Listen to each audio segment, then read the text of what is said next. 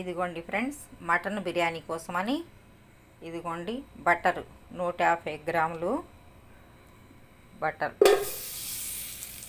ఇలా వేసేసుకోవాలి.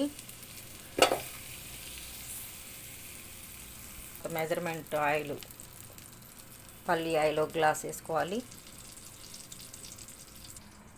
బాస్మతి రైస్, మామూలు రైస్ సగం కలిపి వేసాను ఫ్రెండ్స్, నేను హాఫ్ కేజీ.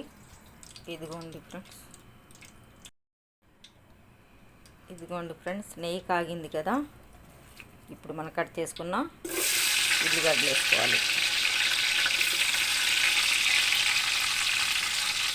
ఆ తర్వాత లవంగం, చెక్క, ఇలాచి అవన్నీ వేసుకోవాలి. ఆ తర్వాత 3 స్పూన్లు అల్లం వెల్లుల్లి పేస్ట్ వేసుకోవాలి. 3 స్పూన్లు వేసుకోవాలి.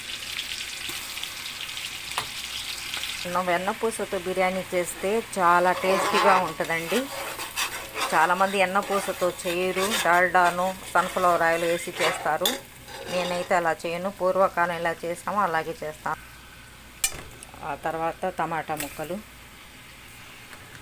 ఆ తర్వాత పచ్చిమిరపకాయలు, తర్వాత పుదీనా, కొత్తిమీర వేసుకోవాలి.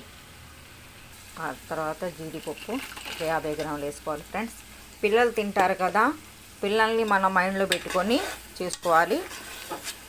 ఇప్పుడు పిల్లలు ఎక్కువ బిర్యానీలు ఇలాంటివి తినటం ఇష్టపడుతున్నారు కదా, అందుకోసమని మరీ ఘాటుగా లేకుండా, మరీ ఎక్కువగా తక్కువ లేకుండా ఒక పిల్లలు తినే విధానంగా చేసుకోవాలి ఫ్రెండ్స్. మనం ఇదిగోండి కాగింది, మనం మెజర్మెంట్తో మనం వాటర్ పోసుకోవాలి. ఇదిగోండి వాటర్ పోసాను, మరిగిన తర్వాత మళ్ళీ చెప్తాను. ఉప్పు తగినంత వేసుకోవాలి. ఇదిగోండి దగ్గర పడుతుంది. ఇలా అన్నం దగ్గర పడేటప్పుడు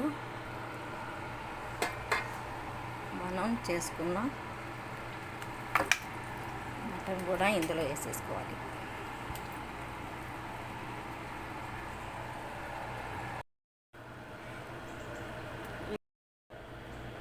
ఇదిగోండి ఫ్రెండ్స్, డ్రై మసాలా కూడా ఇలా చల్లుకోవాలి. ఇదిగోండి ఫ్రెండ్స్, మటన్ బిర్యానీ ఇంకా టికావో 1 మినిట్.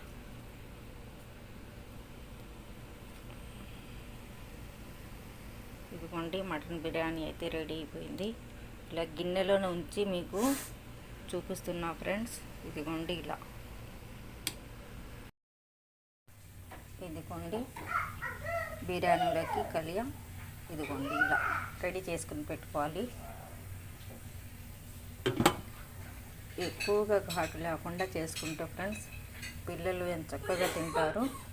మెయిన్ పిల్లల గురించి మైండ్లో పెట్టుకొని మనం వంట చేసుకుంటే మనం అందరం తింటాం, పిల్లలు తింటారు ఇష్టంగా. ఇలా చేసుకోండి.